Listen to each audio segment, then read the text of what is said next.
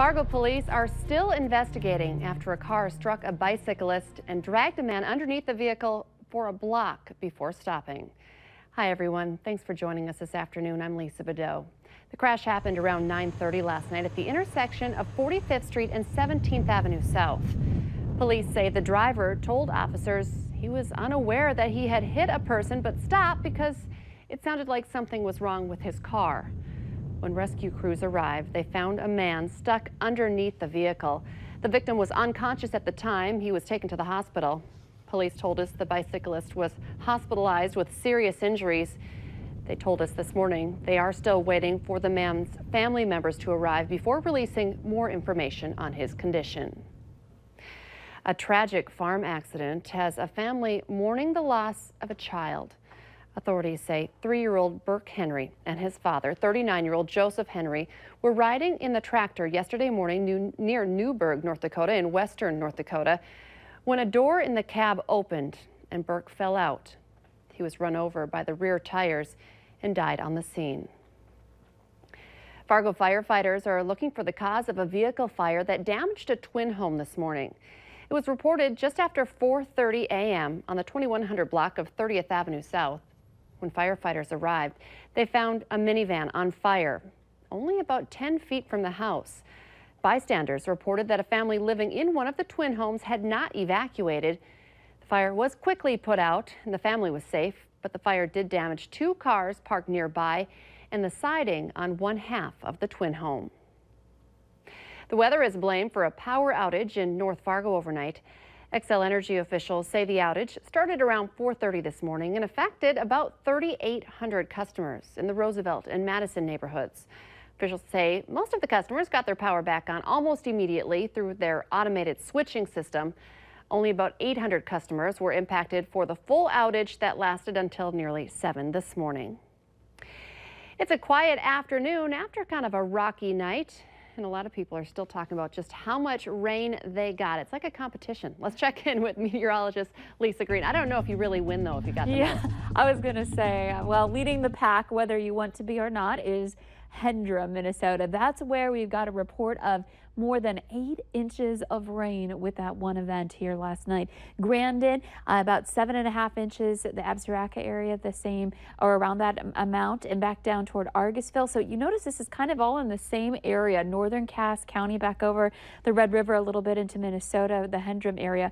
But notice how steep of a cutoff that is in Cass County, Fargo. Only got up to about 1/2 inch of rain, maybe a little bit more than that, give or take, depending on where you were underneath these thunder showers. But a big drop off there in that area. I want to show you this photo we received from one of our viewers in the Gardner area. He said that this ditch was bone dry yesterday, this drainage ditch, and now it's full. He says it's about 15 to 20 feet deep. That's how much water that fell in that area. Thank you, Michael, for sharing that with us. A look at the estimated rainfall. You could see where that swath of heavy rain was. Again, northern and western Cass County and beyond. And just a quick look at our radar right now. Much quieter. The rain has moved on, and we've got that beautiful blue sky. We'll let you know how warm we'll get this afternoon and what we can expect for the week ahead coming up in just a bit. A lot of people need to dry out after that. That's true. Thank you, Lisa. Breaking news this afternoon. Hurricane Maria is slamming into Puerto Rico. The island of 3.5 million American people is facing a direct hit. The governor warns Maria is potentially the most catastrophic storm to hit Puerto Rico in a century. Gabe Gutierrez reports.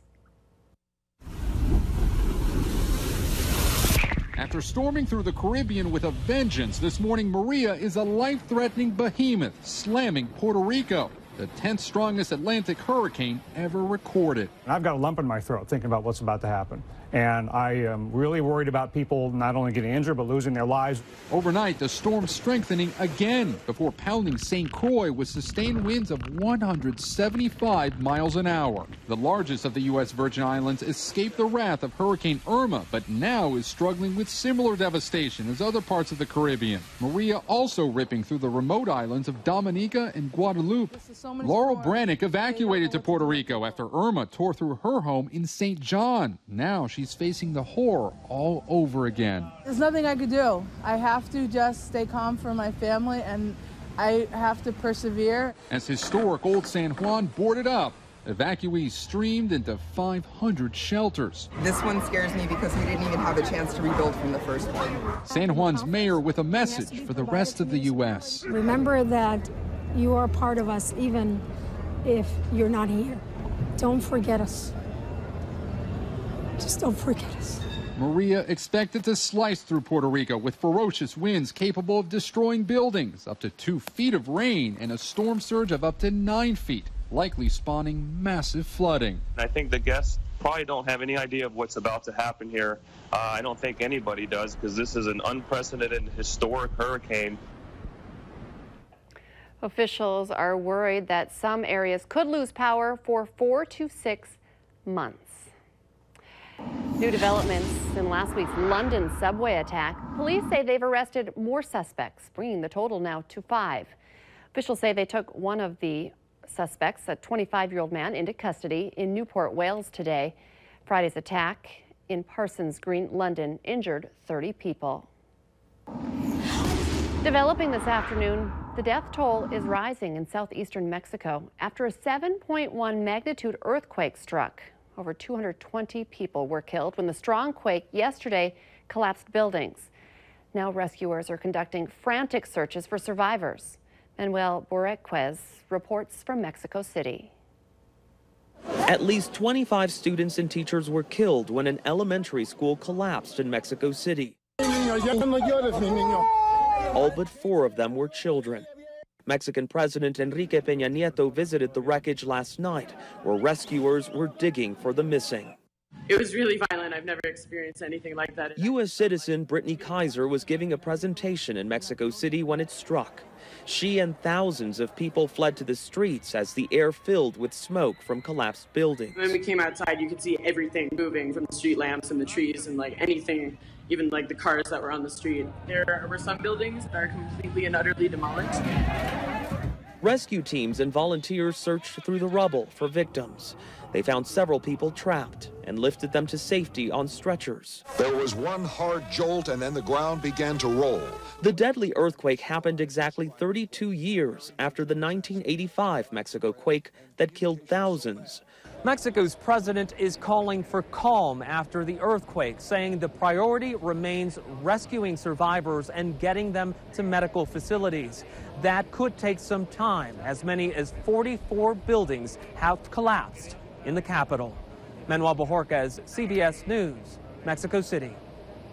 Electricity and cell phone service was interrupted in many areas during the earthquake, and traffic was also snarled as signal lights went dark. The North Dakota and Minnesota governors say they're working to reach an agreement to restart construction on the $2 billion FM flood diversion.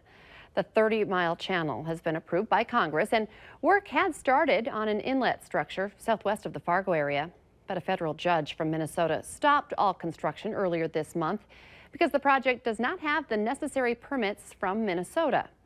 Minnesota's Department of Natural Resources has raised concerns about upstream impacts of the project.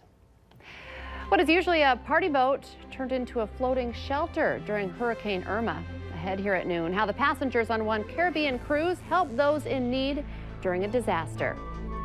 But next here at noon, a pretty nice afternoon on the way. We'll get our Wednesday forecast and look ahead with Lisa Green.